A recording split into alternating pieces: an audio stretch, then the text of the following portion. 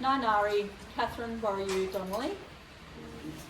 I'm the second born daughter in my family, and I'm here to present a panel discussion.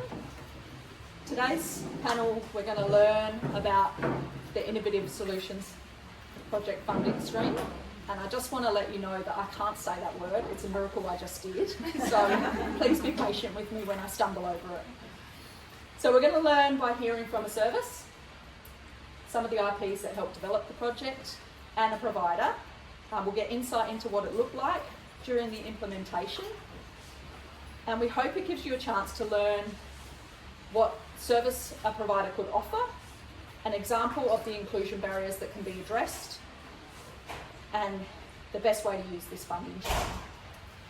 Our discussion will also uncover what everyone's role was in putting the project together, what the implementation looked like, but if you have any questions, don't hesitate to ask any of the inclusion professionals after the presentation. I also just want to mention after Emma's presentation that with this funding stream you can also do a group project, so that would be for multiple services under your group. So it is possible to do. That would also be potentially an example where you might be able to exceed the $10,000 limit, but you do need to bear in mind you need a host service, so you need one that's going to write the main barrier and host the project, and all the other ones can come and join you. Alright, firstly I'd like to introduce Jessica. She is also a fellow IP, a brilliant one at that, and I'm going to ask her to just share some of her recent experience from an IP's point of view about developing a project for an early years setting. This project was about limited communication. Thank you. As an inclusion professional, I'm very lucky to have opportunities to learn all the time. I recently had another go at learning how to support one of my services, in this case an early childcare centre, to apply for funding through Innovative Solutions. It has been both challenging and rewarding. One thing that I cannot take any credit, if I'm taking any credit for getting this over the line at all, is that the service was fantastic at identifying what the barrier for inclusion was and took the steps very quickly to ensure that this was no longer going to be a barrier for children within their care. The barriers included limited communication and limited knowledge of educators. Some children were using augmentative and alternative communication, or AAC devices, to support communication. Picture this: a room full of children aged 3 to 5. The children are still learning how to navigate so many things: social skills, transitions, communication with peers, and now educators are learning how to implement an AAC device into a room full of 3 to 5-year-olds. Does anyone know how to do this? I'm sure some of you have a good idea. I myself can guide you and maybe tell you a fact or two about it. I know for sure I'll be missing some crucial information though. So, we all realise there is a lot more to figure out here on how to best support the children in this room. We know the device helps the barrier of limited communication and support children to express themselves. However, it became clear that the educators needed support in how to use it effectively. The service and I discussed our options and decided to go with guided practice as the project type, because it felt like the right choice at the time. I was made aware that the educators needed someone to guide them in using the device and show them how to model communication for the children. In hindsight though, I do wonder if Unique Project might have been a better fit. Through further conversations with IDFM, this sounded more and more true. If we'd framed it differently, perhaps we could have highlighted the specific and unique challenges we were facing, like the need for the AAC to be used in different environments, from the sandpit to water play, as it is easier used on a table. It might have saved us some back and forth with IDFM and sped up the process. Our case was sent back a few times. Some of these reasons where we needed to explain exactly who the person delivering the project from the provider that the service had chosen. Why are they the right person to deliver this? What is the qualification and experience in regards to the barrier of limited communication? The sessions that the service and the provider had written out needed more information. Specifically around what aided language are we specifically using? Is it AAC or keyword sign? And as things change all the time, we went from using a book to then using a pragmatic organisation dynamic display, or POD. What is the provider going to deliver? How will this be customised for your service to address the barrier? And how will this support the service to support the children more than what they have been doing previously? What are the gaps? What is educator capacity like? What is their knowledge right now? The other information we were missing that we learned needed to be presented in a different way was providing a breakdown of the travel costs in the full quote. We had a quote for how much travel was going to cost us. We did not have the information of how many kilometres and where we were travelling to give us the exact price of how we got that number. To be honest, these are all things both the service and myself thought we had answered very clearly in the guided practice project outline. And this is okay that the information wasn't there or that IDFM had to question us. Yes, it came back again and again. Super frustrating. However, I know that IDFM want to ensure that the services participating in ISS are using this money for the right reasons. It is a lot of money. At the end of the day, after a couple of months, we have finally got the funding approved, and I'm excited to see how it all works out for the service. While we haven't had the chance to see the impact yet, since the funding just came through, I'm hopeful that we'll see huge benefits. I expect that educators will feel much more confident in using the AAC or POD device, and their understanding, perspectives and strategies will be plentiful in knowing and trying the best to support limited communications for children in different environments. I also think this will give the educators, and maybe some of us here today, a better understanding of why certain behaviours occur over the day, especially in children with communication barriers, and how we can support them in more meaningful ways, knowing that it must be frustrating to not be understood. For me, the most rewarding part hasn't been about getting the project approved. It is about knowing that the service now has access to the support it needs without putting a strain on the budget. The children we care for are at such an important stage of their development, and it's crucial to give them the right tools to communicate and feel heard. If I could give any advice to anyone that is going to partake in innovative solutions in the future, be patient with yourself, your team, and the provider. We're not expected to know everything right away, and these projects can sometimes be complicated. We need to stick with it and keep in mind the impact it will have on the inclusion of all children moving into the future. It's worth the effort.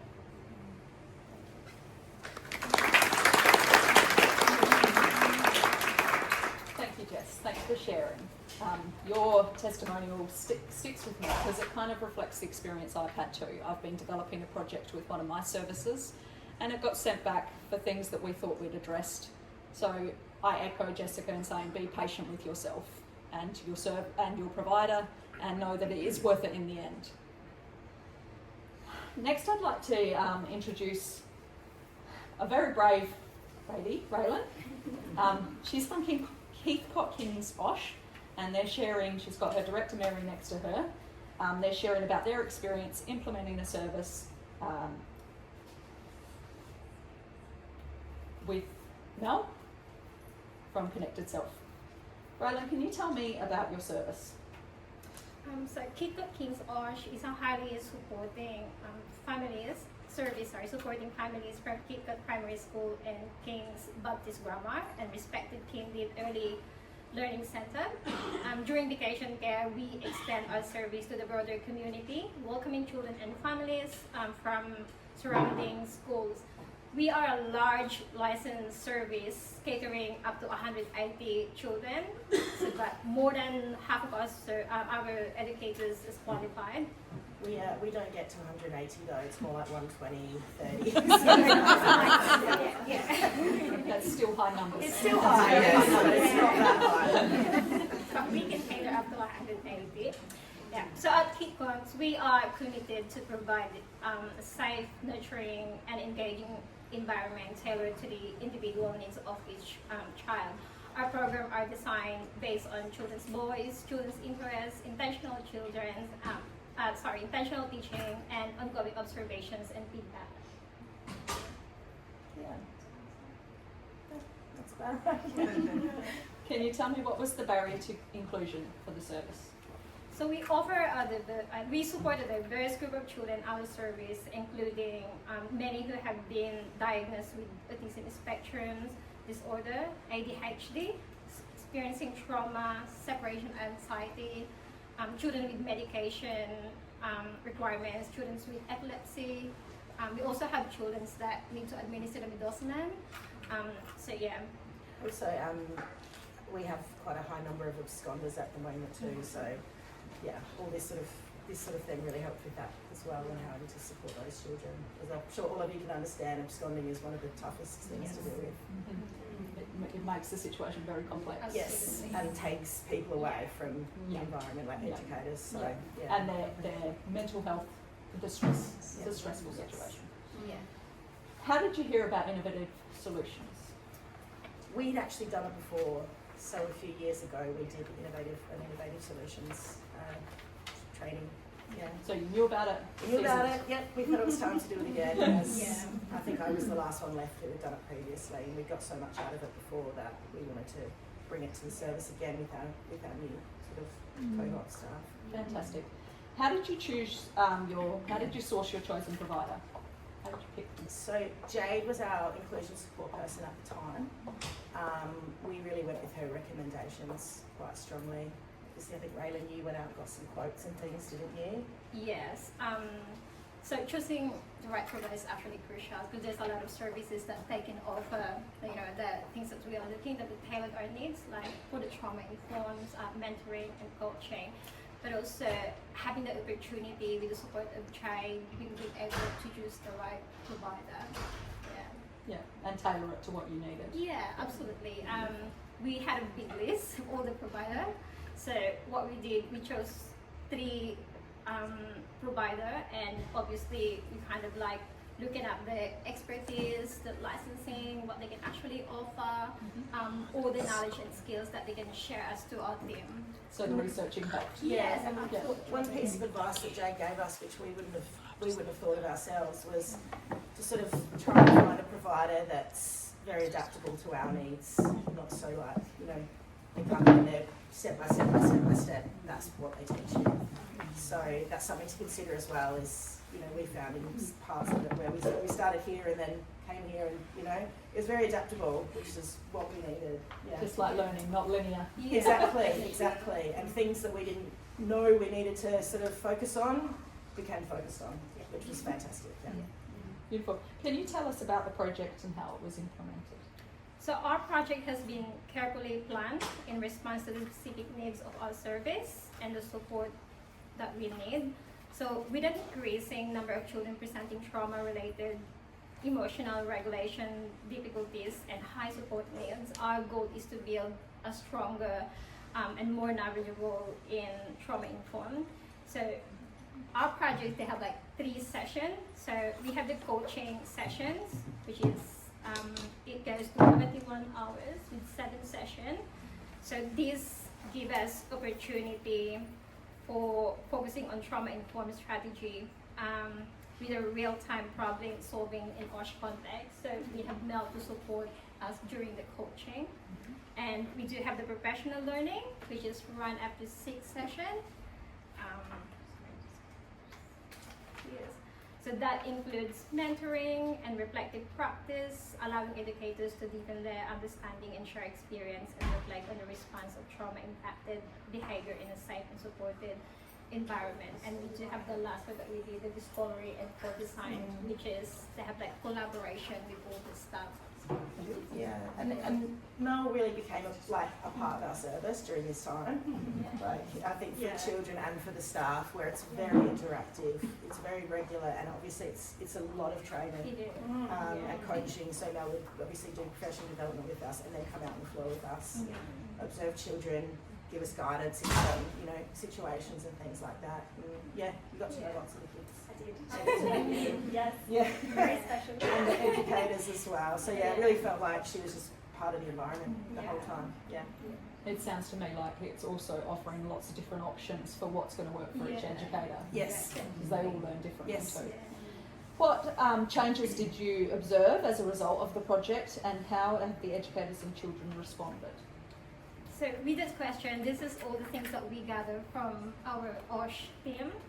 So the project, sorry, the project improved the knowledge and understanding of our team and how to approach and support children showing challenging behavior, experience trauma, and with additional needs. Educators developed new strategies and put into practices, and children were responding so well.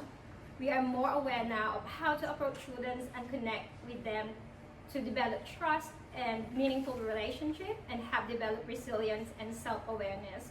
Our approach with children who demonstrate challenging behavior has completely improved. Not only they saying that I can see that you are angry, how can I help you? But it's also understanding the nature of behavior and connecting and relating to children. I think that are really good skills and knowledge that our teams gain. So children become more inclusive, respected, and develop confidence with their educators and trusting relationship. I think, and I think for our educators as well, something I've noticed is a lot of them have developed their patience a lot more due to the fact that they understand sort of trauma-informed practices now and the reasons behind trauma and behaviours. But also, that's my train of thought. It's all right, we'll see if we can come back to that. So how did you find the application process? It's a bit tricky. Tricky. So the application process is very thorough. It's actually a required consultation with your, I think working together is really important in this process, and open communication. So having a current SIP, completing the detailed forms, developing a project, selecting an appropriate provider aligned with our goals, and requesting quotation is also part of this process. So while the process is extensive, it's offer a valuable opportunity for everyone in our team to reflect deeply on the actual needs of our service. It helps us identify challenges, identify the broader context of our service, including children's family and the community that will engage, and explore practical strategy that positively impacted all children in our care. So admittedly, the paperwork is kind of overwhelming. So you have a lot of questions that you need to answer. But however, when you break down everything, it's identifying your identifying your barriers, developing clear strategies, and grounding ourselves in a core value of service. It becomes more manageable. The support from inclusion professionals has also been instrumental in making the process achievable. So the process itself is actually kind of giving you an insight what is you can actually the needs from your service. It unpacked it a bit. It's packed it a bit, but it's So can I go back to the educator when Yeah. I took this? I thought Absolutely. Absolutely. Sorry, and it's actually really beneficial. So something I noticed with our educators is something they learned from Mel was to check in with themselves as well, and in a difficult situation to sort of, take a minute and go, or take a few seconds and go, okay, am I okay to deal with this? is it better if I find someone else, like that kind of thing. So really just checking in with themselves and understanding their own emotions and feelings that might be tied to behaviours and how to sort of rise above it and different strategies to rise above it and things like that too.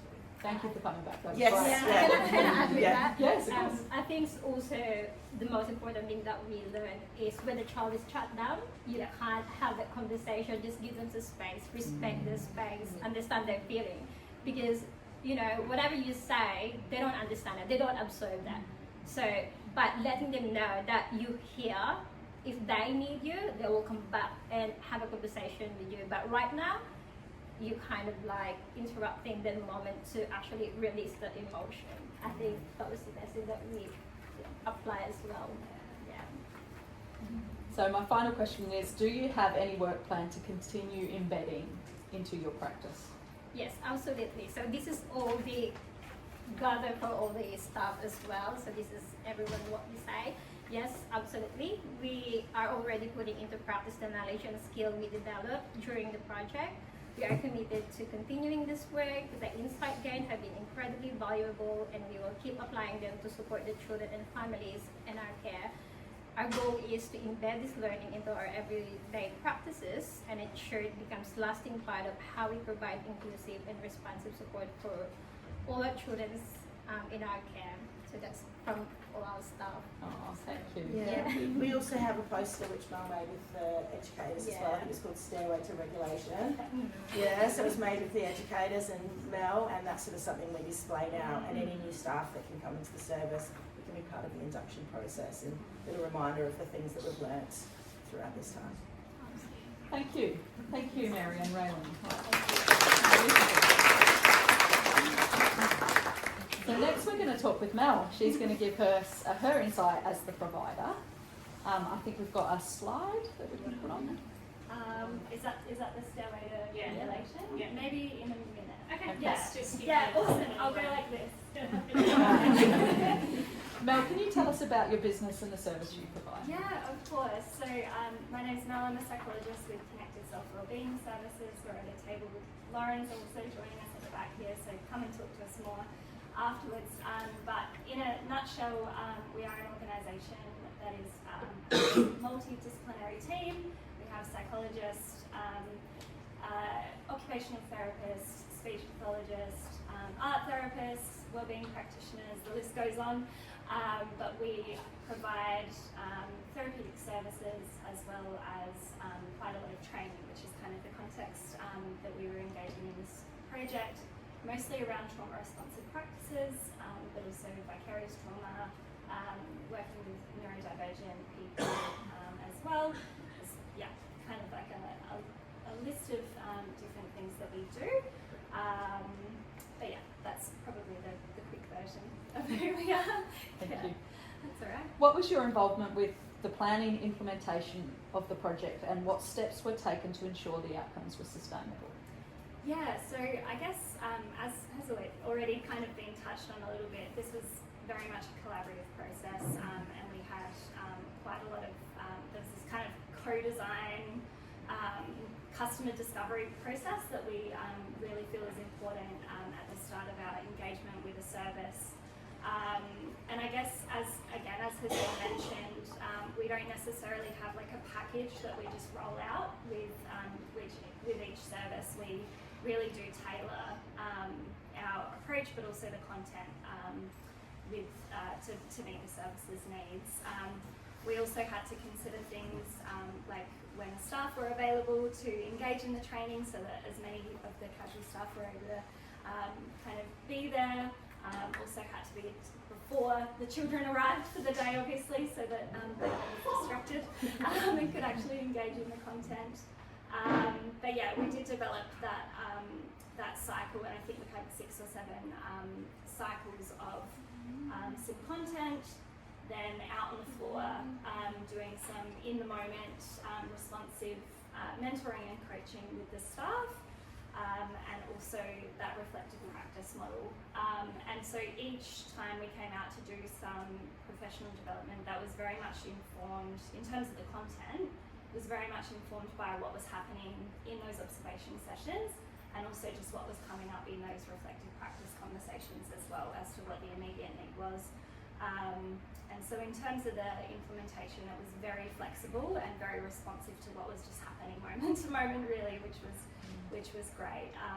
The other thing I think that was really powerful as well, as you've touched on, is that I was able to form these connections and relationships with the staff and the children as well, which really developed that trust and safety for the staff to really truly kind of settle into that reflective practice and really truly reflect on their own practice, which I think is where practice wisdom develops through that. And what an example as well of how that kind of morphed. Although we started off very much focusing on understanding those challenging behaviours that were coming up through the lens of understanding the neurobiology of trauma, polyvagal theory, things like this.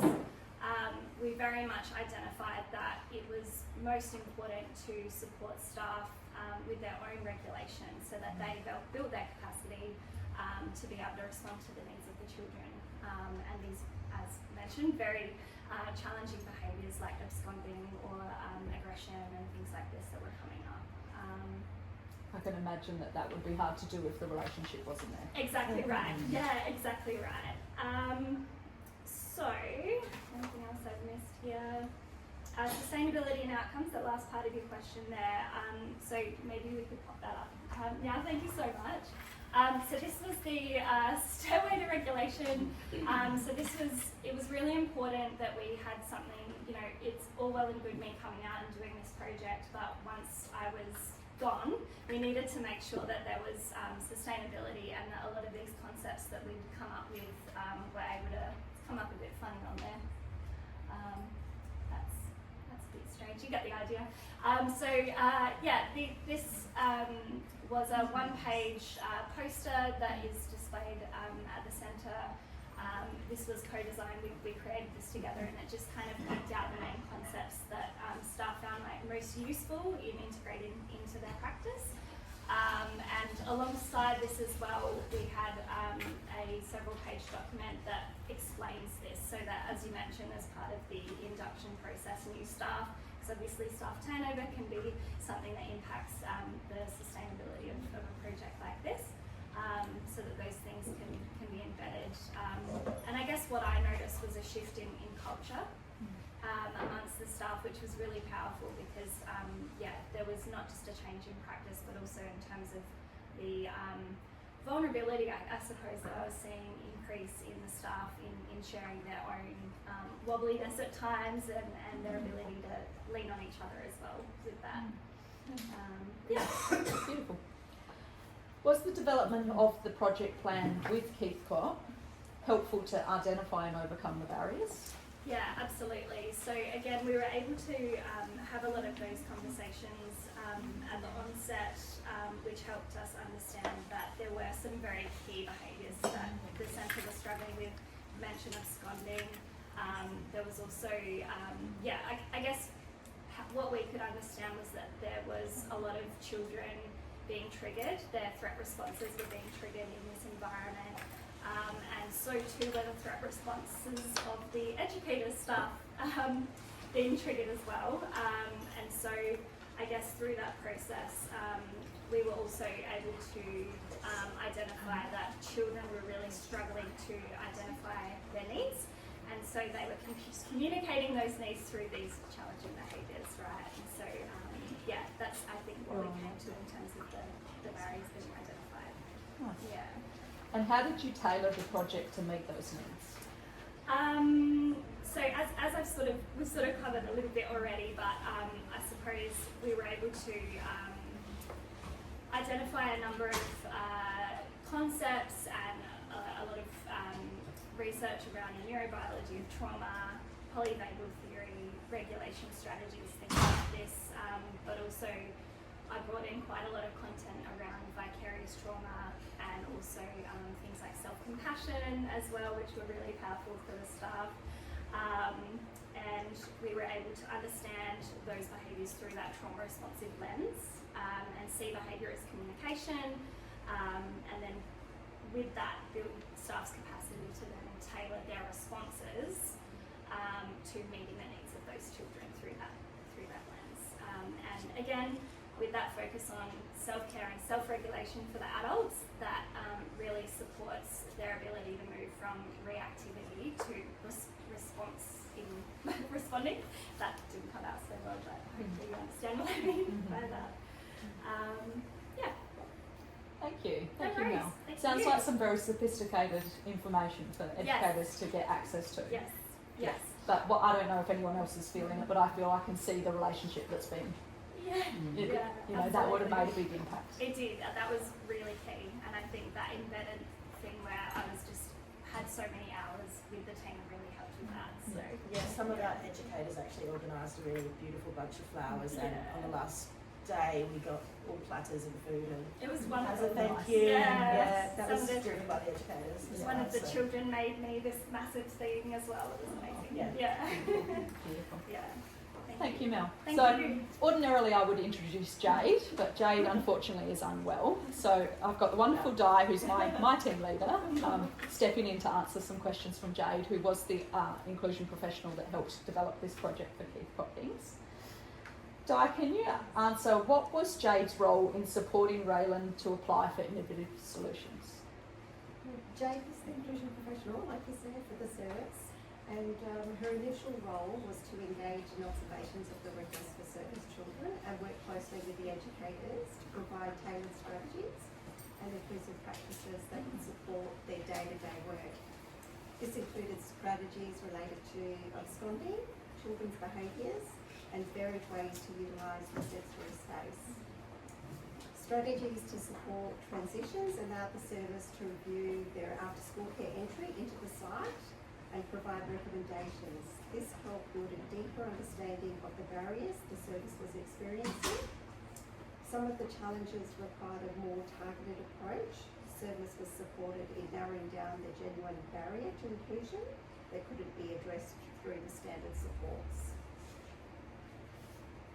A staff meeting was facilitated at the service where it explored what inclusion looks like in practice, engaged in strategic planning and unpacked underpinning theories of behaviour, including the work of Dan Siegel.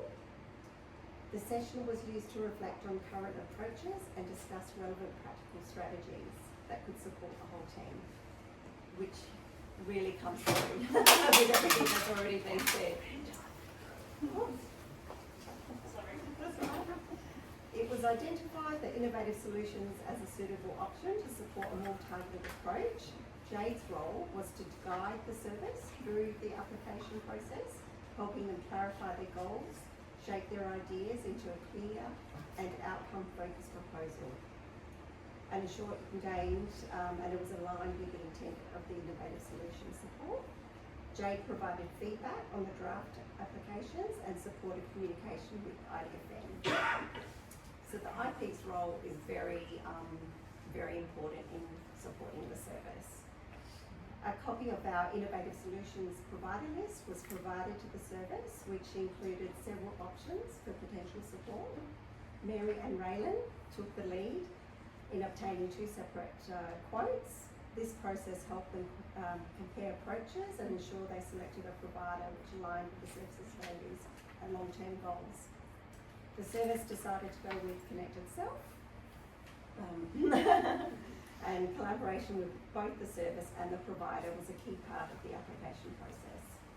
Jade worked closely with the team to ensure their voices were central to the proposal. This included reflective conversations with educators and leadership, unpacking the barriers to inclusion, and exploring meaningful approaches to address them. Thank you, Di. Now I'm going to introduce Candice. Candice is Keith Cockings' current IP. Candice, can you tell me what changes you've observed at the service as a result of the project? I've only recently engaged with the service. However, I've had some fantastic and inspirational conversations with the team about the project, and I thought I would just end off with a few critical reflections from the educators. It helped us to see that every child has completely different needs and how best to support them individually in those big moments. We gave the children so much more of a voice in the program. The power of silence, the power of playfulness. Mel was absolutely amazing. Mel was so honest and approachable. We felt comfortable to make mistakes and ask questions and to most of all be ourselves.